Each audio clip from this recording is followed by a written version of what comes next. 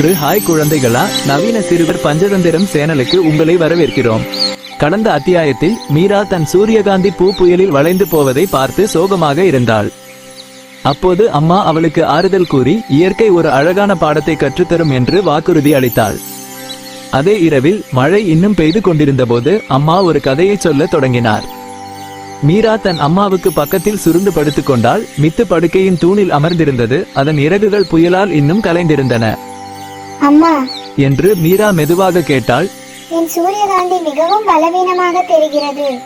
அது மீண்டும் எப்படி நிமிர்ந்து நிற்கும்? மித்து சோகமான தொனியில் எதிரொலித்தது. பலவீனமாக மீண்டும் நிமிர்ந்து நிற்காது. அம்மா மீராவின் தலைமுடியை மெதுவாக தடவினார். கேள் என் செல்லம், மிகச்சிறிய உயிரினங்கள் கூட விடாமுயற்சியின் வலிமையை நமக்கு கற்றுக் கொடுக்க முடியும். பஞ்சதந்திர கதையிலிருந்து ஒரு கதையை நான் உனக்கு சொல்கிறேன். அவர் தொடங்கினார். ஒரு அழகான காட்டில் ஒரு பெரிய மரத்தின் கிளையில் ஒரு ஜோடி குருவிகள் தங்கள் கூட்டை கட்டின. பெண் குருவி விரைவில் முட்டையிட்டது. மேலும் அந்த இரண்டும் தங்கள் குஞ்சுகள் வெளிவருவதற்காக ஆவலுடன் காத்திருந்தன. ஒரு கடுமையான வெயில் நிறைந்த மதிய வேளையில் வெப்பத்தால் ஆத்திரமடைந்த ஒரு காட்டு யானை காட்டில் புகுந்து வந்தது. அதன் கோபத்தில் அது குருவிகள் கூடு கட்டியிருந்த கிளையை ஒடித்து விட்டது. விலை மதிப்பற்ற முட்டைகள் உள்ளே இருந்த கூடும் தரையில் விழுந்து முற்றிலும் அழிந்து விட்டது. குருவிகள் பாதுகாப்பாக பறந்து சென்றன. ஆனால் பெண் குருவி ஆறுதல் படுத்த முடியாத அளவுக்கு சோகமடைந்தது. தன் முட்டைகளை இழந்த துக்கத்தில் அது அழுது புலம்பியது. குருவிகளுக்கு நல்ல நண்பனாக இருந்த ஒரு மரங்கொத்தி அதன் அழுகுரலை கேட்டது. இரக்கம் கொண்டு அது அதன் அருகில் சென்று ஆறுதல் படுத்த முயன்றது. என் அன்பான நண்பரே, அது சொன்னது, இழந்ததை நினைத்து அழுவதால் என்ன பயன்? புத்திசாலிகள் கடந்த காலத்தை பற்றி கவலைப்படுவதில்லை. நாம் எதிர்காலத்தை பார்க்க வேண்டும். குருவி இன்னும் துக்கத்தில் பதிலளித்தது. நீங்கள் சொல்வது சரிதான் என் நண்பரே. ஆனால் இந்த கொடூரமான யானை என் குழந்தைகளை கொன்றுவிட்டது. நீங்கள் உண்மையான நண்பராக இருந்தால் நான் என் துக்கத்தை மறப்பதற்காக அதை அழிப்பதற்கான வழியை கண்டுபிடிக்க எனக்கு உதவுங்கள். நட்பின் வலிமையை நம்பிய மரங்கொத்தி ஒப்புக்கொண்டது. அது சொன்னது, என்னிடமும் ஒரு புத்திசாலி நண்பன் உள்ளது. நாம் அவளிடம் சென்று அவளது உதவியை கேட்போம். எனவே மரங்கொத்தியும் குருவியும் அந்த ஈயிடம் சென்று தங்கள் துயரத்தை சொன்னார்கள். கொடூரமான யானையின் கதையை கேட்ட ஈ பதிலளித்தது, ஆபத்தில் உதவுபவனே உண்மையான நண்பன். எனக்கும் ஒரு நண்பன் மிகநாதா என்ற தவளை உள்ளது. நாம் அவனிடம் செல்வோம். ஏனெனில் அவன் மிகவும் புத்திசாலி. என்ன செய்ய வேண்டும் என்று அவனுக்கு தெரியும். 3 நண்பர்களும் குருவி, மரங்கொத்தி மற்றும் ஈ தவளையிடம் சென்று முழு கதையையும் சொன்னார்கள். தவளை ஒரு கணம் யோசித்த பிறகு சொன்னது, நமது ஒற்றுமையான வலிமைக்கு எதிராக இந்த ஒற்றை யானை என்ன செய்ய முடியும்? என் திட்டத்தை கேளுங்கள். ஓ ஈ, சூரியன் உச்சியில் இருக்கும்போது நீ சென்று யானையின் காதுகளில் ஒரு இனிமையான மயக்கும் பாடலை பாடு. அது இன்பத்தால் மிகவும் மெய்மறந்து கண்களை மூடிக்கொள்ளும். பிறகு ஓ மரங்கொத்தி, நீ அதன் கண்களை கொத்தி அதை குருடாக்க வேண்டும். அது பயங்கரமாக தாகம் எடுக்கும்.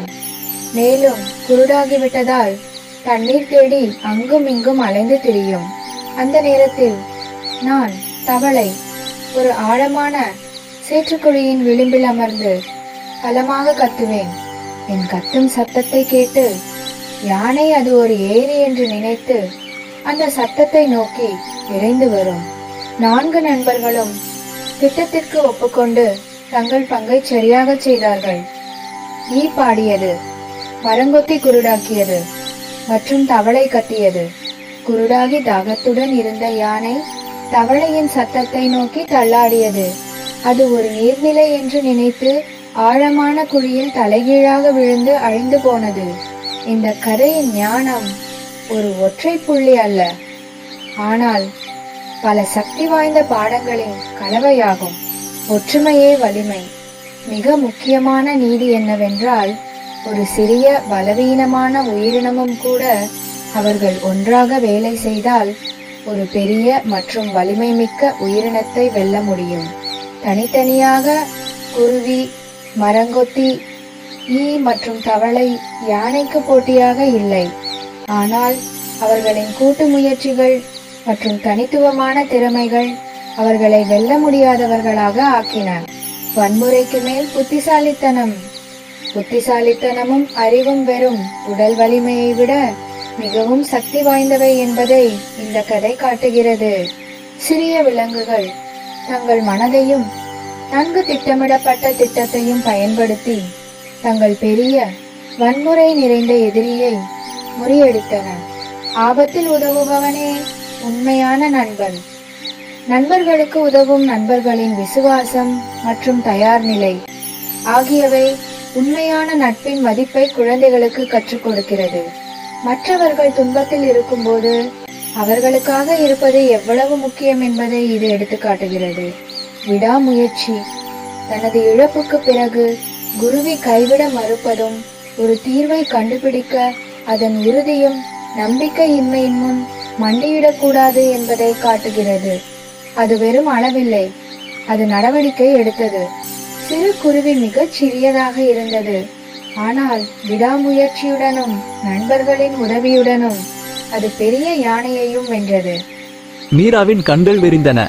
அம்மா, அப்படியானால் சிறியவர்களும் கூட விடாமுயற்சி செய்தால் மிகப்பெரியவர்களை வெல்ல முடியுமா? அம்மா தலையசைத்தார். ஆமாம் என் குழந்தையே, அதுதான் விடாமுயற்சியின் வலிமை. உன் சூரியகாந்தி இன்று இரவு பலவீனமாக தோன்றலாம், ஆனால் அது முயற்சி செய்தால் உனக்கு ஆச்சரியத்தை கொடுக்கலாம். மித்து மகிழ்ச்சியாக தன் இறக்கைகளை அடித்து, மீண்டும் முயற்சி செய், மீண்டும் முயற்சி செய், மீண்டும் முயற்சி செய், வெட்கப்படாதே, நட்சத்திரங்களை அடைந்து வானத்தை தொடு. மீரா தூங்குவதற்கு முன் தனக்குள்ளே மெதுவாக கேட்டாள், ஒருவேளை நாளை என் சூரியகாந்தியும் மீண்டும் முயற்சி செய்யும். அடுத்த நாள் காலையில் மீரா தன் தோட்டத்தில் என்ன கண்டுபிடிப்பாள்? அடுத்த அத்தியாயத்தை தவற விடாதீர்கள். இந்த கதை உங்களுக்கு பிடித்திருந்தால் லைக் பட்டனை அழுத்தி மேலும் பல பஞ்சதந்திர ஞான கதைகளுக்கு எங்கள் சேனலுக்கு சப்ஸ்கிரைப் செய்ய மறக்காதீர்கள்.